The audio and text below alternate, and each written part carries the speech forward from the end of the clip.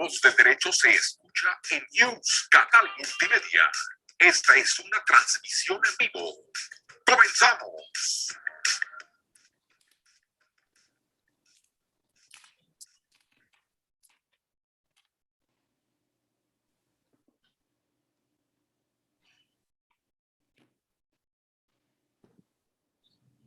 ¿Qué tal, queridos amigos? ¿Cómo están? Sean bienvenidos, como siempre, a su programa Rutas y Retos de Legalidad. Es un verdadero placer, un privilegio y un honor, como siempre, para mí, su amigo Juan Negrete, pues estar de la mano de grandes expositores, grandes abogados, grandes conocedores de los temas que aquí platicamos junto con ustedes. El día de hoy tenemos, pues vaya, a un gran ser humano, un gran profesionista, un gran abogado, ya conocido por todos ustedes, el doctor José de Jesús Gómez Cotero, platicando de algo que nos han pedido mucho y nos alegra su demanda, porque nos damos cuenta ahí cómo el doctor sigue arrasando generaciones, sigue arrasando con su conocimiento, pues todas las nuevas generaciones que nos dedicamos o que queremos dedicarnos de alguna forma a estas bonitas materias jurídicas, sobre todo la que tiene que ver con la materia tributaria. Como bien sabemos, pues el doctor José Jesús Gómez Cotero no solamente es un gran catedrático, un destacado catedrático en la Universidad Panamericana, sino también en múltiples otras instancias, universidades, ha dado cátedra también, es un abogado postulante de por muchos años en esta rama del derecho, un investigador, ha sido a seguir creando y produciendo conocimiento jurídico y pues un gran escritor. Y para eso el día de hoy pues estamos listos para hablar de este libro que tanto nos han pedido y de este gran tema que precisamente es efectos fiscales de los contratos. Ya hablamos de los efectos fiscales de los contratos internacionales y ahora vamos a hablar pues de los contratos que conocemos en nuestra legislación nacional. Querido doctor José Jesús Gómez Cotero, sea bienvenido a este espacio. ¿Cómo se encuentra? Muchas gracias. Muchas gracias, Juan. Buenos días a ti y a todo el auditor.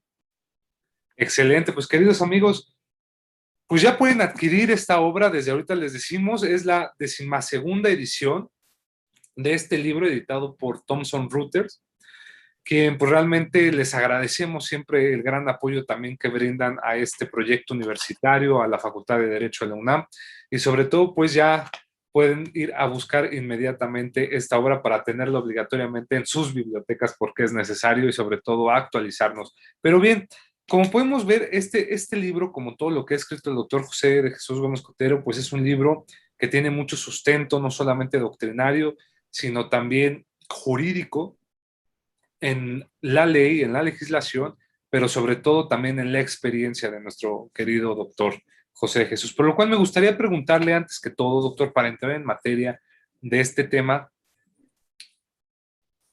¿realmente los contratos tienen efectos fiscales? Es decir, llama mucho la atención porque a veces hablamos o se nos enseña desde la academia el tema de los contratos civiles, después vemos ya que existen otro tipo de contratos, contratos mercantiles, etcétera, y a veces nunca nos ponemos a pensar si realmente tienen una injerencia fiscal. Por lo cual me gustaría preguntarle esto, o sea, ¿verdaderamente los contratos tienen estos efectos fiscales? ¿Qué nos puede decir, doctor? Sí, claro, por supuesto. Digo, probablemente no todos, pero sí la mayoría de los contratos tiene por supuesto, consecuencias en el mundo fiscal. Y de hecho ese libro está escrito atendiendo a los efectos que los contratos producen. Primero, un poquito como antecedente, habría que señalar que ese libro nace desde hace muchos años en la clase. Ok, perfecto. A ver, platíquenos. En la clase de efectos fiscales de los contratos del ITAM. A mí me invitan hace más o menos como, no sé, unos 30 años aproximadamente. El libro va a cumplir 25 años. Entonces, a mí me invitan a dar esa materia que de alguna manera el diseñador de la materia fue Dionisio Kay, quien era el coordinador en ese momento del Diplomado de Derecho Tributario, y después me invitan un poquito de bateador emergente a dar la clase, me invita la maestra Lucía Reina, entonces un poco los responsables indirectos de que naciera este libro fueron ellos dos. Obviamente a lo largo de las clases pues había que preparar un material de clase y se fue armando poco a poco a lo largo de 5 años el libro. ya cuando volteas, tenías un material ahí, que yo siempre he sido de la idea que tienes dos opciones: o lo que ya estudiaste lo guardas en tu librero, o lo guardas en un cajón, o lo compartes con la gente. Y es un poco la historia de ese libro, que como verás ahí en la dedicatoria, está dedicado a mis alumnos, entre otras personas, pero porque normalmente ellos han sido los promotores y los generadores a través de sus preguntas de los cambios en el libro. Yo siempre he dicho que a veces uno agradece a esos alumnos latosos que tiene uno en las aulas y que están haciéndote preguntas, y sobre todo cuando te hacen la pregunta que no te sabes, ¿no? Uno como profesor, pues no siempre tiene todas las respuestas, y entonces a veces esa pregunta que no sabes te obliga a estudiar, y eso me ayuda a que el libro se vaya actualizando con esas preguntas, con esos puntos que de repente pues te motivan a investigar un poco el tema. Y a partir de ahí nace el libro. Como te decía, hay una clasificación de los contratos desde el punto de vista fiscal, que es la forma que yo sigo en el libro. No tiene nada que ver con la clasificación civil o mercantil que pudieras tener de los contratos, que es perfectamente válida, pero para el mundo civil o para el mundo mercantil. Aquí, las leyes fiscales, que es como se sigue la clasificación, generalmente van a redactar lo que se conoce como tipos genéricos, es decir, van a tratar de redactar tipos tributarios lo más amplios posibles para cachar la mayor cantidad de contratos posibles. Y así tienes fundamentalmente tres grupos de efectos que producen: o se producen actos de enajenación, o se producen actos que implican la prestación de servicios, o se producen actos que implican el uso o goce temporal de bienes. Y así están hechas, así están, digamos, redactadas las leyes fiscales, y en razón de eso es como se estructuró el libro.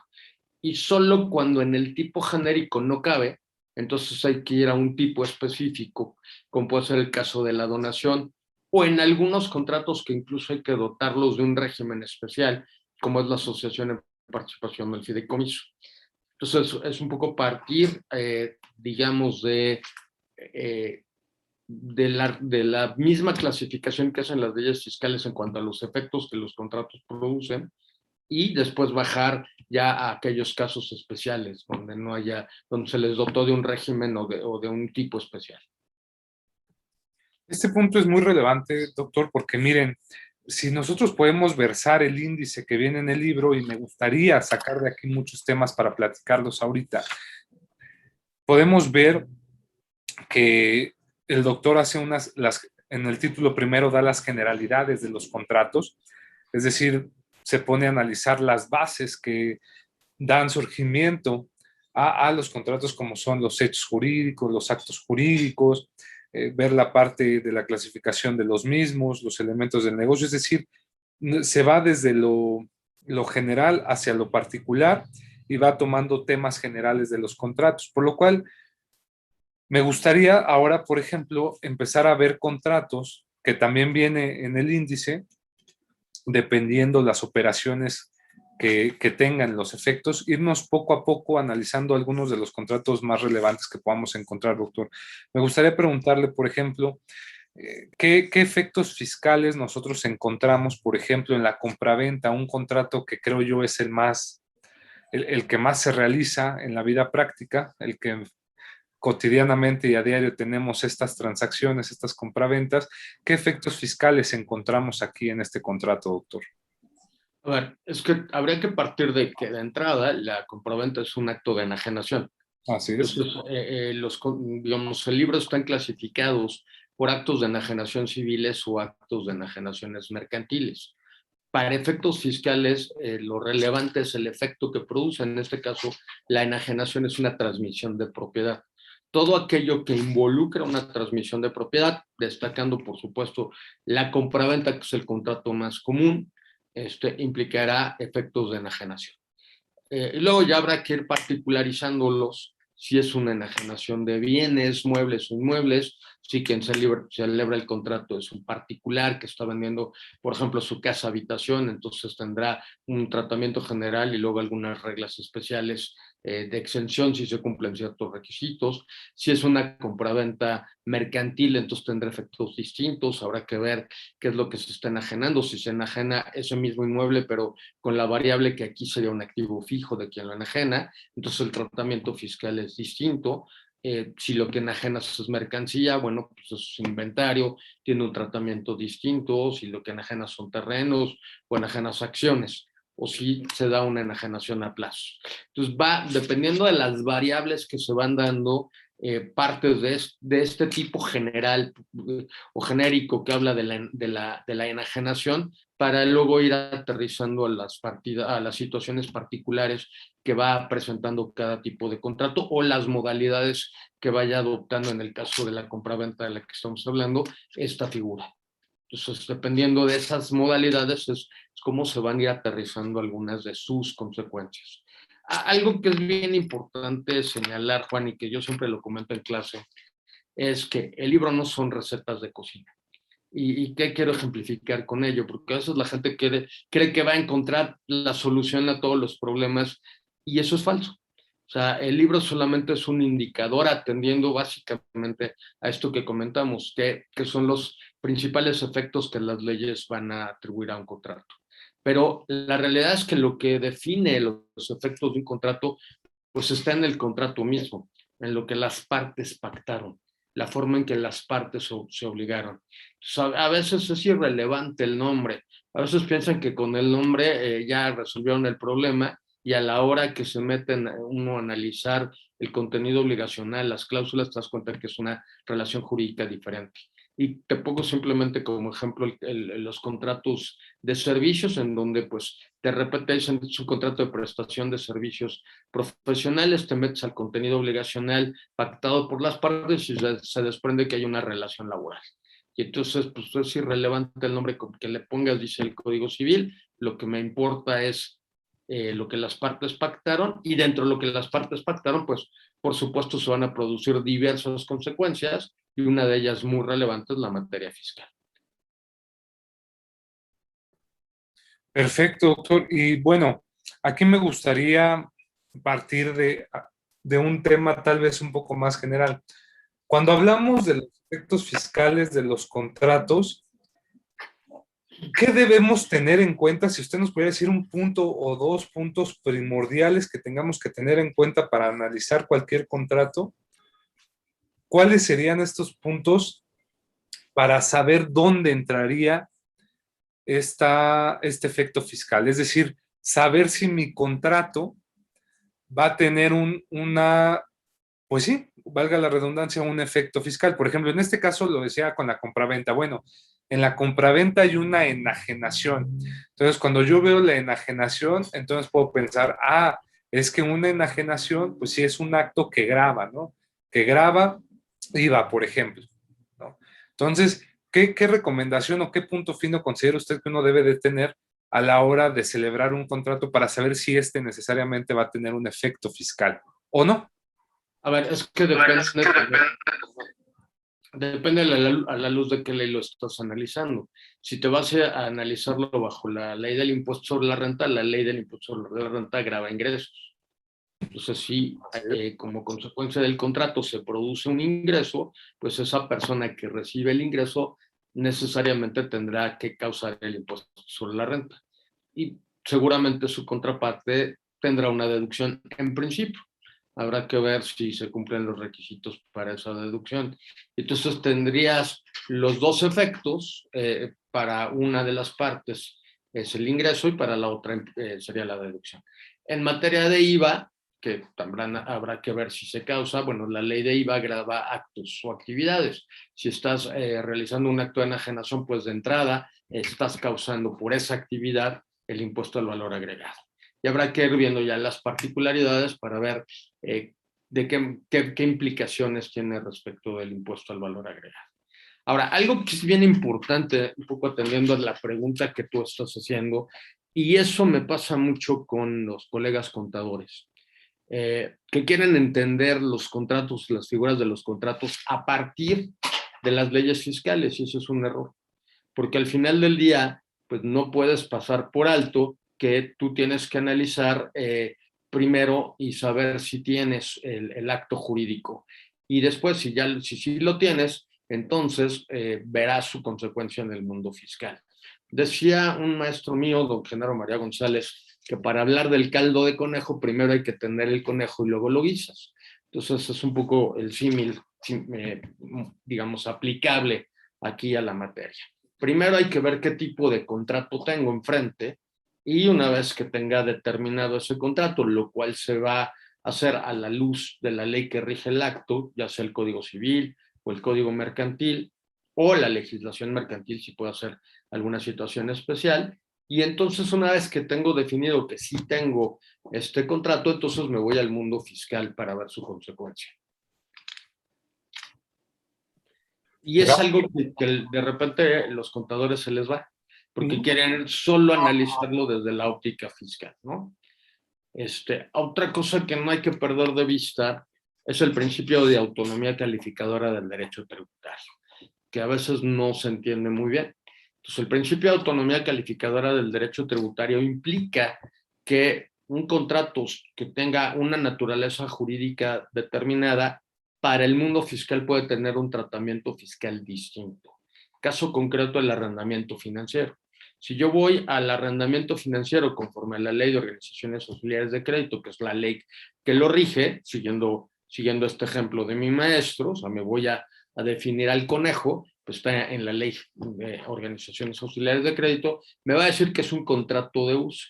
Sin embargo, para el mundo fiscal tiene un tratamiento de enajenación. Y ojo, no está desnaturalizando el contrato. Lo único que está diciendo es, a partir del ejercicio de la autonomía calificadora, para efectos fiscales le doy un tratamiento de enajenación. Y la única particularidad es que este principio de autonomía calificadora tiene que ser expreso, estar contenido en la ley y es una facultad solo del legislador. Caso del arrendamiento financiero está en los supuestos del artículo 14 del Código, donde te dice, para efectos fiscales, tendrá tratamiento de enajenación, tales cosas, entre ellos el arrendamiento financiero. Entonces, con independencia de que en el mundo mercantil, que es el mundo natural al contrato, tenga un tratamiento y tenga una consecuencia jurídica, para el mundo fiscal tiene una consecuencia distinta precisamente por el ejercicio de esta autonomía calificadora. Entonces, eso hay que tenerlo muy en cuenta porque hay a lo largo de las leyes fiscales algunas hipótesis donde se da esta recalificación. Excelente, doctor. Y bueno, ahorita que ya estaba tocando el tema del arrendamiento financiero, por ejemplo, me gustaría aquí preguntarle, digo, ya aprovechando y además que pues a veces es un contrato que no se conoce, bueno, se conoce, pero no se logra dimensionar a veces los efectos que tiene. Ya decía usted que fiscalmente tiene efectos de una enajenación. Doctor, del arrendamiento financiero, decía usted que tenía efectos de enajenación. ¿Qué otro tipo de efectos fiscales podría haber en el arrendamiento financiero? ¿Solamente ese o qué cuestiones tendremos que tomar en cuenta? No, bueno, es que si se generó una enajenación, pues se van a dar todas las consecuencias de enajenación. A ver, ¿y por qué se recalifica? Y hay que entender el efecto. Cuando tú rentas un activo vía contrato de arrendamiento financiero, y hay que tener cuidado porque es distinto al arrendamiento puro, hay ciertas reglas que te dice el artículo 15 del Código Fiscal que te pide primero que sea un contrato que esté por escrito, segundo que definas cuál es el valor del bien, del activo que estás dando en arrendamiento financiero, y tercero que definas la tasa de interés o el procedimiento para calcular. Al final del día le da un tratamiento como si fuera un financiamiento en la adquisición de bienes. ¿Por qué se recalifica para efectos fiscales? Porque permite que quien está arrendando el activo fijo pueda depreciar, pueda deducir vía depreciación este activo. Una condición fundamental para para tomar la deducción por depreciación es ser dueño del activo. En el caso del arrendamiento financiero, el arrendatario financiero no es dueño, él solamente es usuario del bien. Pero a través de esta recalificación que le da el artículo 14, permite que este usuario pueda depreciar ese activo. Y por lo que hacen los intereses, por eso te obliga a distinguirlos, bueno, los intereses son deducibles para el usuario del activo y acumulables del otro lado, ¿no? Pero sí es importante diferenciarlos. Es como si fuera una especie de venta con financiamiento a plazo. Ahora, ¿qué sucede al final del contrato? Bueno, pues al final del contrato hay tres opciones que me da tanto la legislación fiscal como la legislación mercantil y que implican ya sea la prórroga, que es la más común, digo, la más común en el sentido de que se puede usar o no. La otra sería digamos, la venta a un tercero, que es generalmente aquí sí lo que más se utiliza, y entonces pues hay una venta de activo, pero el que está vendiendo el activo es el arrendatario financiero, con la particularidad de que se pacta en el contrato cómo se va a dar, digamos, la participación en el precio de venta a ese tercero entre arrendador y arrendatario financiero. Perfecto, doctor. Y por ejemplo, ahora si habláramos del arrendamiento en lo general, tendría algunos efectos en el entendido que, Claro. pues vaya, no hablamos de lo mismo de arrendamiento financiero, un arrendamiento, No. pero el arrendamiento también es algo muy común. Y a veces veo, por ejemplo, en la práctica, cómo muchas personas celebran contratos de arrendamiento, pero luego presentan problemas por precisamente los efectos fiscales que estos generan. ¿Qué nos puede decir de este Bueno, contrato? el arrendamiento es un contrato de uso, bueno, entre comillas, porque hay que diferenciar la transmisión de los derechos de uso como derecho real, porque eso es un acto de enajenación, de un contrato donde se otorga el uso de un bien, que básicamente son los principales contratos son el comodato y el arrendamiento, con la particularidad de que uno es gratuito y el otro implica el cobro de una contraprestación, que es la renta, y ese cobro de la renta bueno, genera un ingreso acumulable para quien obtiene esa renta y una deducción en principio para quien la paga, siempre y cuando, bueno, habrá que cumplir todos los demás requisitos de las deducciones que establezcan las leyes. Ahora, lo que tú comentas es interesante, incluso eso motivó un precedente muy importante de la Corte que va a tener muchísima implicación ahora con el tema de la simulación de actos jurídicos que viene en el artículo 42B de Código, se bajó de la ley de renta y se pone ahora en el Código Fiscal.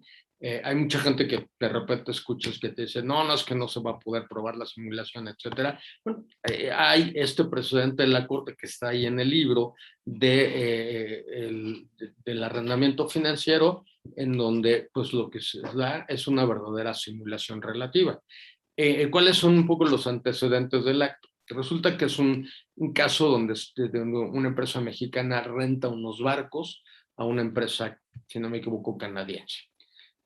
Entonces paga las rentas por estos barcos y llega la autoridad fiscal y le dice, oye, en términos del artículo 15B del Código Fiscal, ese arrendamiento para efectos de la legislación mexicana tiene el tratamiento de regalías. Tú estás pagando regalías a un residente en el extranjero y tú lo que tenías que hacer era retenerle un impuesto. Digamos, en términos de la legislación de renta sería una retención del 25%. Habrá que ver si tienes tratado para ver si te baja la tasa de retención, etcétera, pero para efectos prácticos dejámoslo ahorita en la retención del 25%. La empresa se defiende y dice, no, espérame, lo que yo tengo es un contrato de arrendamiento financiero. Y el punto es importante porque si es un arrendamiento financiero, eso es una actividad empresarial. Y para efectos de los convenios de doble tributación y de la propia ley de renta, los beneficios empresariales se graban en el país de residencia del arrendador financiero. Entonces no habría retención. El asunto llega finalmente a la Corte y la Corte analiza las cosas y dice, a ver, ¿qué dice la ley en cuanto a lo que es las características del arrendamiento puro y cuáles son las características del arrendamiento financiero, que es lo que acabamos de comentar, ¿no? Que esté por escrito, que distingas el monto original de la tasa de interés. Y luego hay saber, y fiscalmente, ¿qué sucede? En el arrendamiento puro tú deduces como gasto el 100% de la renta. En el arrendamiento financiero tú separas el monto de la inversión y lo deprecias, entonces vas a tomar solo la deducción de la depreciación dependiendo del tipo de activo que tengas, y la tasa de interés o los intereses, perdón, se van a deducir pues sobre la regla de devengado. Muy bien, eso es lo que dice la legislación. Ahora veamos cómo se registran contablemente uno y otro, y se va a las normas de información financiera. Y entonces las normas son coincidentes, ¿no? En la renta pura el gasto se deduce o se va a gastos al 100%, mientras que en el arrendamiento financiero hay que separar la deducción de la depreciación del activo de los intereses. Entonces, muy bien, ya tengo las características de una figura y otra y sus diferencias.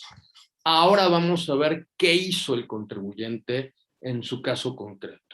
Y algo que es bien importante y que se nos olvida, y que mis amigos civilistas todos los días batallan con eso en los tribunales. ¿Cuáles son los actos de ejecución de los contratos?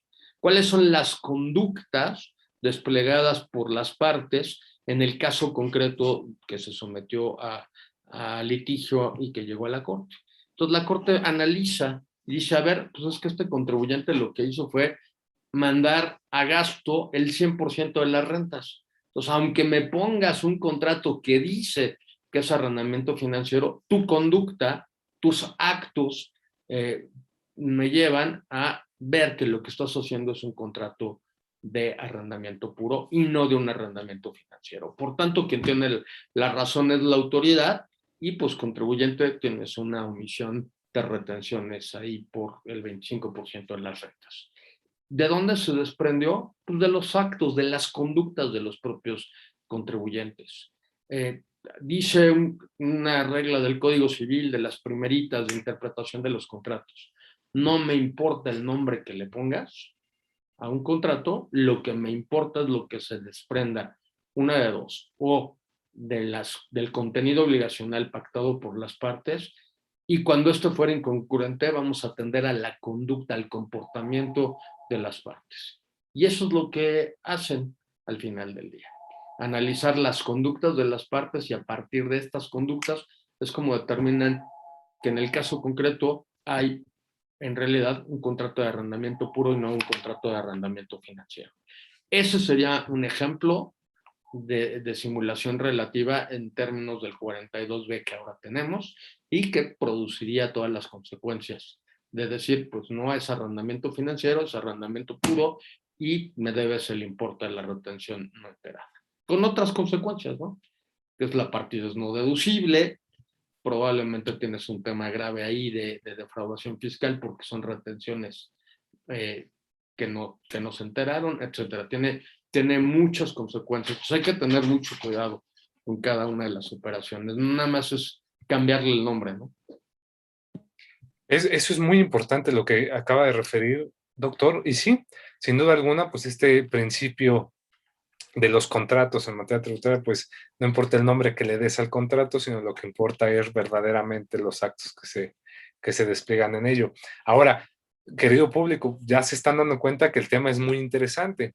No podemos andar en todos los contratos, pero por eso ya les dijimos, aquí ya tienen el libro y pueden ya adquirirlo para que puedan desplegarse más y poder ahondar más, como dice el doctor José Jesús Gómez Cotero, como un apoyo para entender la naturaleza de estos efectos fiscales. Ahora lo decía también el doctor José Jesús, la simulación también, digo ahorita hacer la invitación de que el doctor tiene otro libro que se llama Simulación Tributaria, que precisamente acaba de salir la nueva edición, es editado por Temis y también pues ya pueden buscarla y adquirirla. Pero continuando con este análisis de los efectos fiscales de los contratos, me gustaría ahora saltarnos a otro contrato que también es muy, muy usual, y es el contrato de donación. El contrato de donación, lo decía usted, también ha sido una de las prácticas que en materia tributaria se ha buscado regular más, se ha buscado limitar más, incluso para la reforma fiscal para el siguiente ejercicio fiscal de 2022, pues también entró mucho este debate respecto del limitante a este tipo de deducciones, etcétera, por lo cual me gustaría preguntarle qué efectos fiscales encontramos en un contrato de donación para tomarlos en cuenta, doctor. A ver, de entrada el contrato de donación también es un acto de enajenación. Hay una transmisión de propiedad.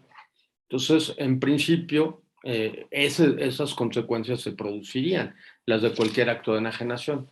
Solo que, dado que el quien enajena es el donante y quien recibe es el donatario, y esta diferencia es importante porque el donante al enajenar no obtiene un ingreso, sino quien obtiene el ingreso es el donatario. Entonces eso obliga a tener un tratamiento especial, que es, por eso, aquí ya no me cabe el tipo genérico de los actos de enajenación, sino hay que ir a redactar un tipo específico que está en el artículo 130, fracción primera, que son los actos de adquisición. Y esos son los que serán grabados por el hecho de recibir o adquirir un ingreso para efectos de la ley del impuesto sobre la renta. Entonces, ahí es un ejemplo donde se necesitó de un tipo específico porque mi figura no cabe en el tipo genérico de los actos de enajenación. Ahora, la regla general, pues hay un acto de enajenación que estará grabado para el donatario con el tema de que pues él no erogó ninguna cantidad por obtener el bien que recibe y por tanto pues el valor completo del bien se convierte para él en un ingreso acumulable sobre el cual deberá pagar impuestos. Existen dos reglas especiales en donde hay una exención para los donatarios que reciben el ingreso. Una está regulada en el artículo 93, si no me falla la memoria, es como la fracción 22 por ahí, en donde me dice, a ver, la donación entre cónyuges está exenta. La donación del ascendiente al descendiente en línea recta, cualquiera que sea el grado, digo, no me importa si es el tatarabuelo hasta el tataranieto, si es que viven y se pudiera dar la donación, estará exenta, siempre y cuando venga en línea recta. Otro segundo supuesto es la donación del descendiente al ascendiente, o sea, del nieto al abuelo, siempre y cuando el abuelo o el ascendiente no regrese o no baje a través de una donación o de otra forma de enajenación el bien a un familiar colateral de este donante. Ahí hay una restricción. Y el tercer supuesto que regula la norma es el caso de las donaciones que no rebasen el equivalente a 3 salarios mínimos anuales. Eso es una solución interesante, yo siempre la platico en clase para las muchachas a las que les van a regalar un anillo de compromiso, hasta cuánto pueden recibir el anillo de compromiso que no genere un ingreso acumulable para ellas, porque obviamente ahí todavía no son cónyuges, ¿no? Entonces, ojo, ahí son 3 salarios mínimos que puede representar una cantidad interesante, 3 salarios mínimos anuales. Entonces, eso es una cantidad interesante, ¿no? Luego escucho a mis alumnas que piden anillos de compromisos más chiquitos, ¿no? Les dices, hombre, desde el punto de vista fiscal tienes una ventaja interesante, ¿no? Para ver si el anillo te convence o no, ¿no? Bueno, eso es meramente una anécdota de clase, pero creo que es interesante. Y la otra regla especial es el donativo en las donatarias autorizadas, ¿no? Que todas las donatarias tendrán que cumplir, primero tener la autorización de ser donatarias autorizadas. Hay una variable de opciones de quienes pueden ser donatarias autorizadas y hay que cumplir algunos requisitos, que sea un donativo no oneroso ni remunerativo, es decir, que no se dé como una contraprestación por un servicio previamente recibido, que adicionalmente no rebase el 7% de los ingresos si es persona física o de la utilidad fiscal si es persona moral, y en ese caso el donativo podrá ser deducido. El punto con el tema de los donativos, y surge en el año de 2005, si la memoria no me falla, una regla de diferenciación de las deducciones, entre lo que son deducciones estructurales de las que no lo son. ¿Por qué es muy importante esta distinción?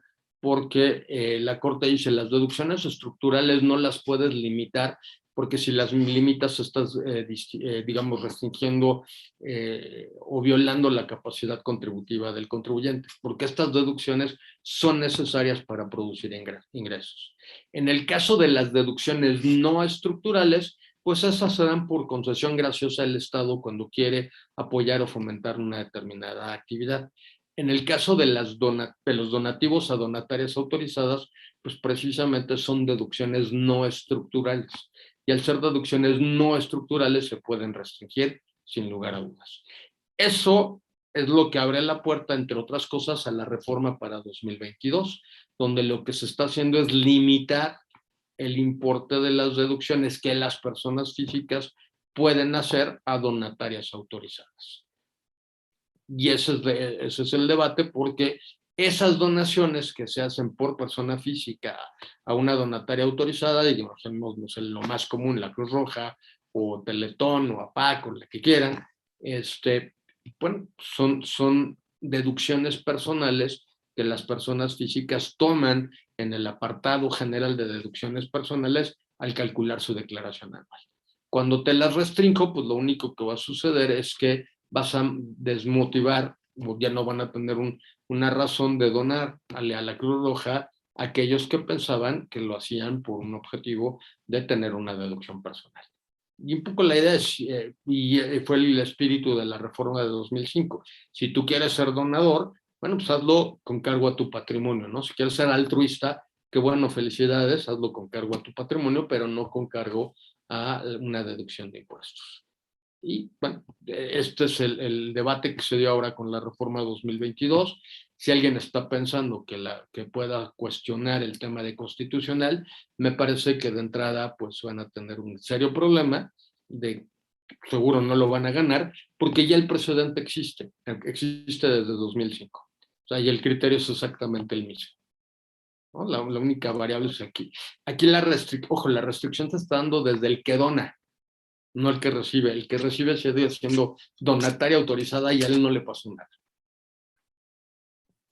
Gracias, doctor, por darnos esta importante aclaración y también esta explicación muy, muy relevante del tema de la donación. Digo, yo sé que podríamos aventarnos todo un programa para hablar de donación, pero es importante tener estos puntos y los efectos fiscales tan relevantes que este contrato tan polémico muchas veces tiene en materia fiscal, ¿no? Entonces, ahora me gustaría dar otro brinco a otro contrato. Digo, hay muchos contratos, por lo cual, querido público que nos está escuchando, por favor, si quiere ahondar más, ya este libro editado en Thomson Reuters ya puede adquirirlo a través de la editorial, y por favor espérenos, porque en los avisos parroquiales, como siempre, tenemos sorpresas para ustedes. Ahora, doctor, quisiera enfocarme ahora al contrato de prestación de servicios profesionales, otro contrato que celebramos muchos, que a veces no dimensionamos la magnitud que pueda tener de estos efectos fiscales. ¿Qué efectos fiscales tenemos en este tipo de contrato, doctor? Bueno, a ver, de entrada, el contrato de prestación de servicios profesionales es el clásico que te sirve para analizar todo tipo de contratos de servicios en materia fiscal. Involucra obligaciones de hacer, esa es la nota característica del contenido obligacional de todos los contratos de servicios. Desde el punto de vista civil, sí tienes algunas reglas importantes, que es la necesidad de que quien te preste el servicio me acredite que tiene el conocimiento para prestarme el servicio. A veces es la necesidad de contar con una cédula profesional, que es muy común para los abogados o para los médicos, como un requisito para prestar el servicio. En caso de no contar con esta cédula, pues puede haber un delito ahí por usurpación de profesiones, muy delicado, porque se está ostentando a alguien sin tener el conocimiento ni poderlo acreditar.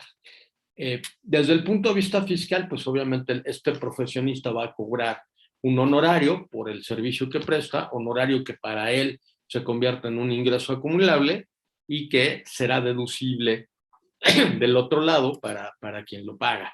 Sí se cumplen una serie de requisitos o de reglas que habrá que ver, digo, ahí por el tiempo los remitimos al libro, porque hay muchas variables.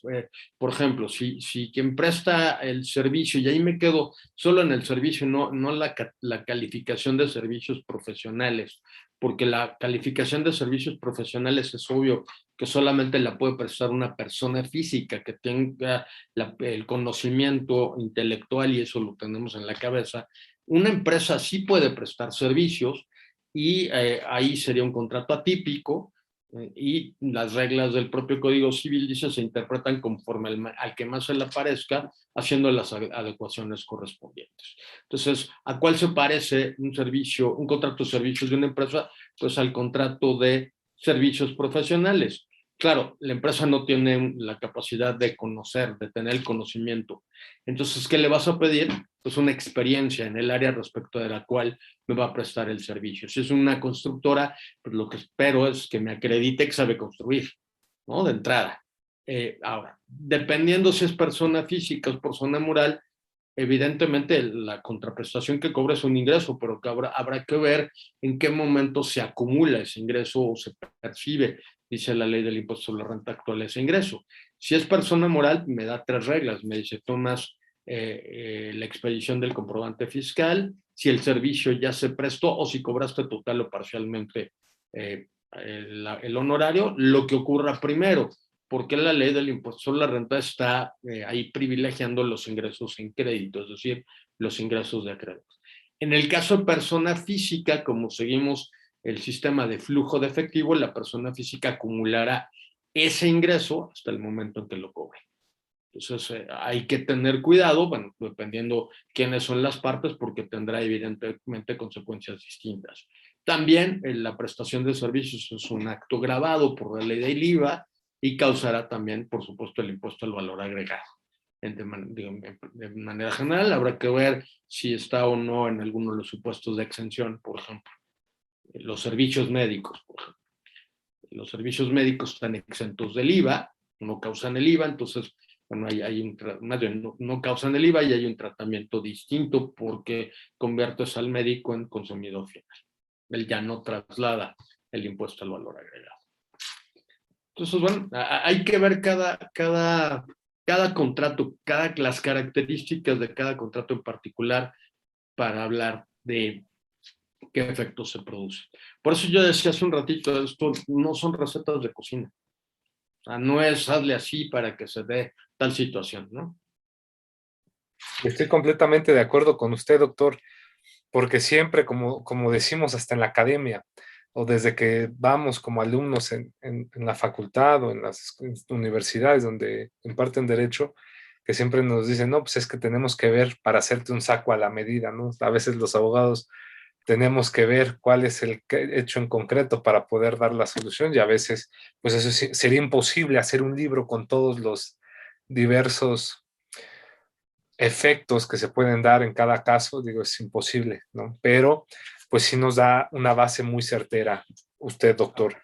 Ahora, pues sí, doctor, exactamente, es muy relevante, ¿no? No podemos abarcar todos los casos en concreto, pero me gustaría, digo, porque ya sabemos que el tiempo lo tenemos encima, pero sobre todo hablar o hacer unas 3 preguntas más, pero antes de pasar a estas preguntas, quisiera que una de esas 3 fuera que nos platique un poco del mutuo, qué efectos fiscales puede tener el mutuo, porque a veces pareciese que dicen, bueno, yo ando celebrando contratos de mutuo, recordemos que a veces puedo celebrar contratos verbales, ni siquiera los plasmo por escrito, y voy haciendo mutuos, y de repente puede haber una revisión, puede haber algún efecto fiscal, doctor, en esta parte que debamos tomar en cuenta.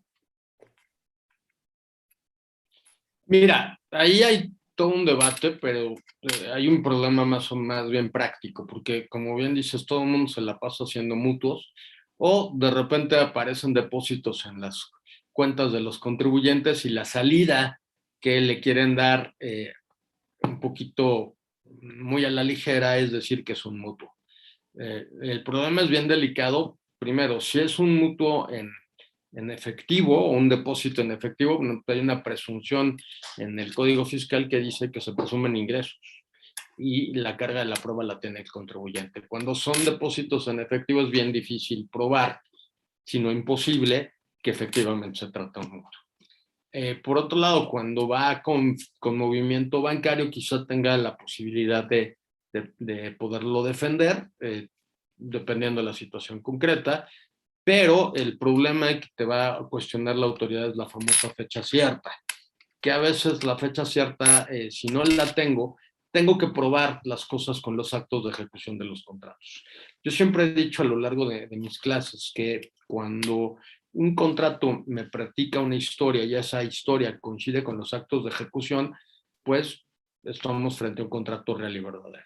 Cuando los actos de ejecución no coinciden con con la historia que me platica el contrato, pues estamos en otra cosa. Y el ejemplo lo acabamos de tocar con el caso del arrendamiento y el arrendamiento financiero. El contribuyente estaba pretendiendo platicarme una historia de arrendamiento puro cuando de sus actos de ejecución, perdón, el resto, de un arrendamiento financiero, cuando de los actos de ejecución, la historia que nos platican era un arrendamiento puro. Entonces, y lo que pasa es que los actos de ejecución no los puedes cambiar en el tiempo.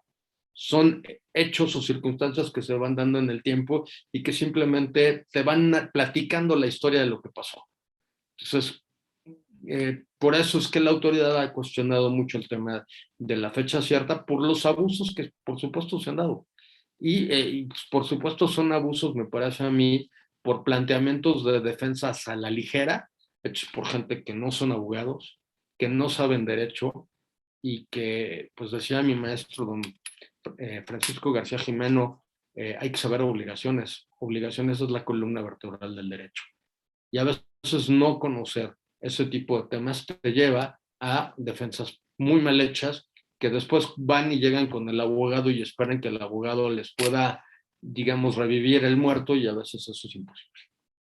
Así es, doctor, así es. Y esta era otra pregunta que yo tenía porque se presta con el tema que estamos analizando, que usted ya lo refirió. No sé si nos pudiera platicar qué implica, qué es y qué implica la fecha cierta en los contratos, sobre todo para las personas que nos están escuchando, que no tengan este conocimiento, no sepan de este término que estamos usando. Bueno, el tema de fecha cierta es un criterio que sacó la Corte que pretende que se aplique a todos los contratos y es tener un punto de certidumbre del momento en que el contrato se celebró. El argumento de las autoridades es en el sentido de decir, cualquier contrato que me presentes lo hiciste ayer y por tanto te lo descalifico por carecer de fecha cierta.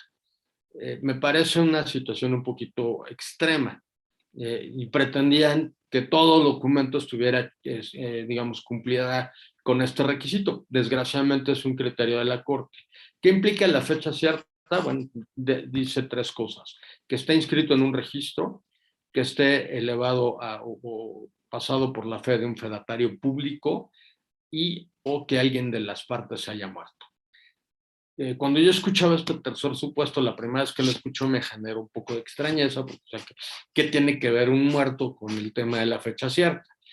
Y me fui a checar un poquito la historia de los precedentes de la Corte, y la fecha cierta tenía lógica cuando estás hablando de derechos reales, y lo que tú quieres es aplicar el principio de primero en derecho, primero en tiempo.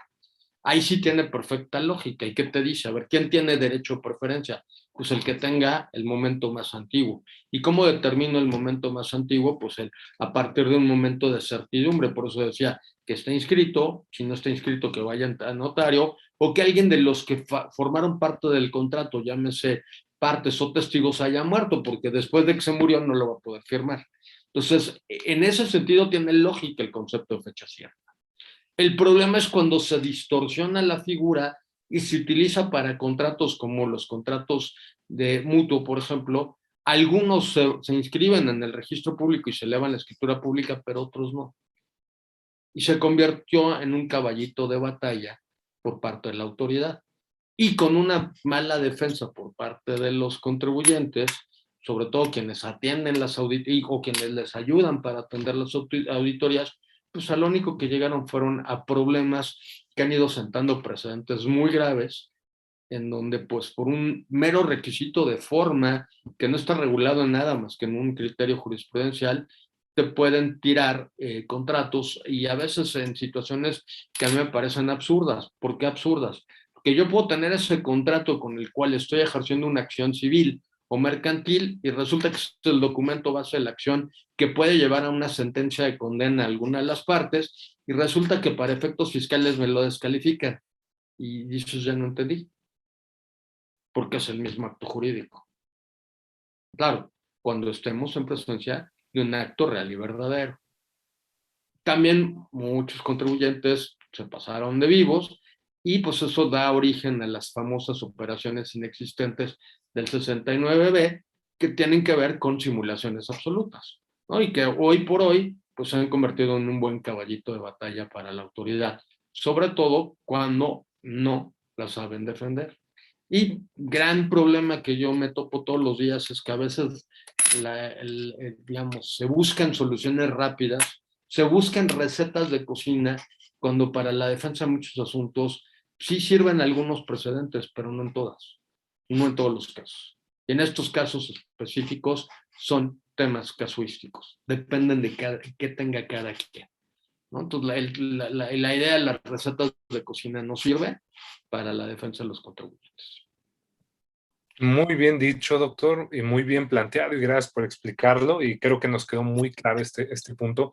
Ahora, las otras dos preguntas que tenía era, ¿qué efectos fiscales podríamos tener en lo general en todos los contratos? Y lo llevo más concretamente, por ejemplo, a la materialidad, ¿no?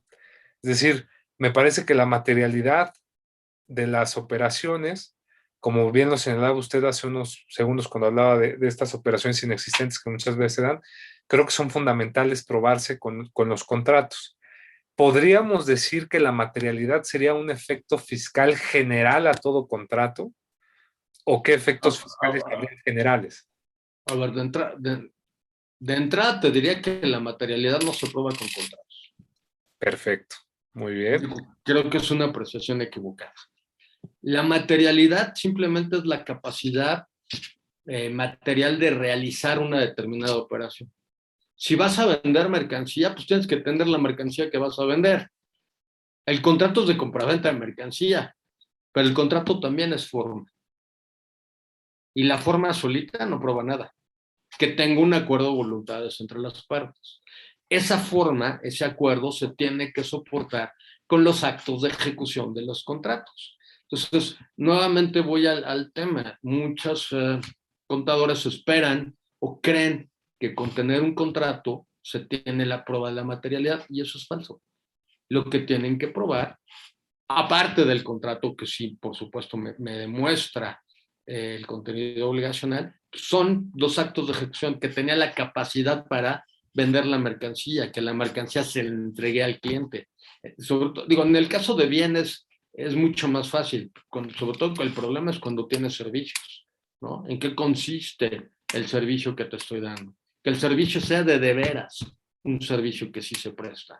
Al final del día, la materialidad es algo que puedo o podría percibir a través de los sentidos, ¿no? De la vista, del tacto, del gusto, pues está más complicado, pero es a través de los sentidos, de alguna manera, porque son cosas materiales que lo que van a permitir es demostrar que ese contrato, ese acuerdo al que yo celebré con un cliente o con un tercero, sí lo puedo realizar.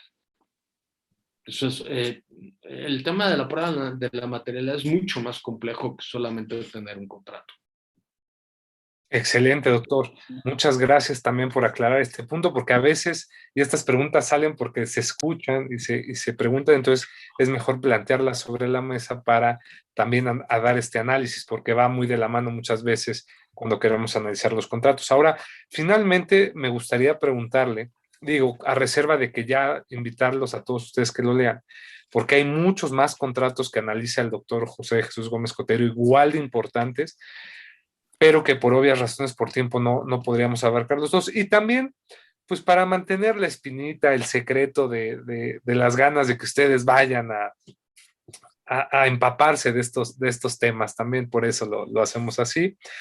Me gustaría preguntarle por qué, doctor, hizo un capítulo o pues sí, un tema para analizar economía digital. ¿Qué tiene que ver la economía digital, por ejemplo, al analizar los efectos fiscales de los contratos? Pues porque en la economía digital también se celebran contratos. Se Excelente. celebran muchos tipos de contratos. Y a veces son contratos que tienen un paralelismo con una economía, digamos, real o no, en la vida real. Pues hoy tenemos una regulación en México que son el tema de las plataformas digitales, tema que está, pues se limitó solamente a las operaciones en plataformas digitales y con un mero propósito recaudatorio, pero las plataformas digitales es uno de los muchísimos temas que puede involucrar la economía digital, y esas operaciones generan ingresos y por supuesto alguien debería teóricamente grabarlas. ¿Cuál es el gran problema? Que esas operaciones se están dando en la nube, y entonces hoy se discute y se debate dónde y cómo establecer el gravamen para ese tipo de operaciones.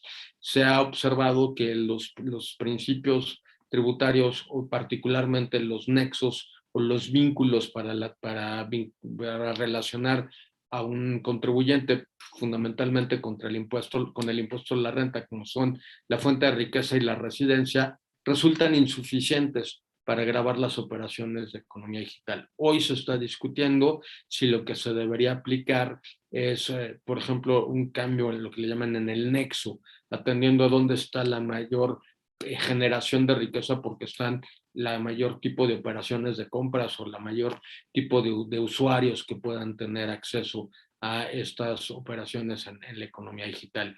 El tema es un tema muy reciente, el tema está en un proceso de evolución. Se acaba de reunir el G20 la semana pasada y están como una herramienta, como una solución posible para combatir por un lado a los paraísos fiscales y por otro lado como un intento de solución para tratar de grabar las operaciones de economía digital, está este impuesto mínimo global que surge sobre la base de los pilares 1 y 2 de la OCDE. Son recomendaciones de la OCDE. El tema es bien complejo, tiene muchas variables. Al final del día, pues la economía tiene que ver con el procesamiento de datos y el aprovechamiento de estos datos informáticos, y pues tiene un cambio, digamos, un alcance muy amplio, ¿no? Habrá que ver, ya que se vayan publicando los trabajos del G20 ahora durante el mes de noviembre, probablemente diciembre, a ver cómo se va a enfrentar el tema de la economía digital. Seguramente los trabajos no van a ser trabajos acabados, porque la economía digital es muy dinámica, sigue en evolución, y desgraciadamente las leyes van un poquito más atrás de cómo se van comportando las cosas. Pero por supuesto que genera contratos, y por supuesto que habrá que ir viendo qué pasa hacia adelante, ¿no? Por ejemplo, todo lo que es inteligencia artificial también puede generar implicaciones fiscales.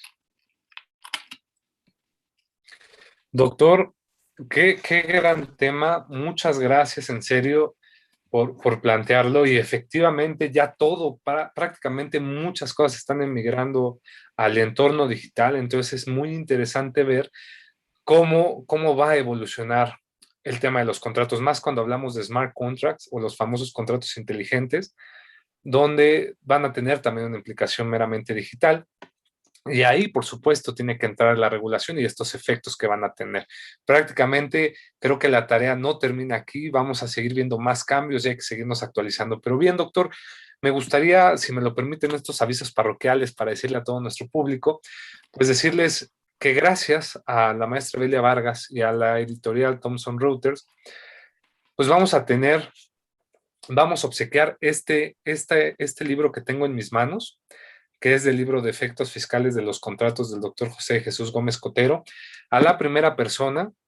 ¿Qué le parece, doctor? ¿Cuál le gustaría que fuera la dinámica? ¿Qué pregunta le gustaría que respondiera de lo que hemos platicado aquí?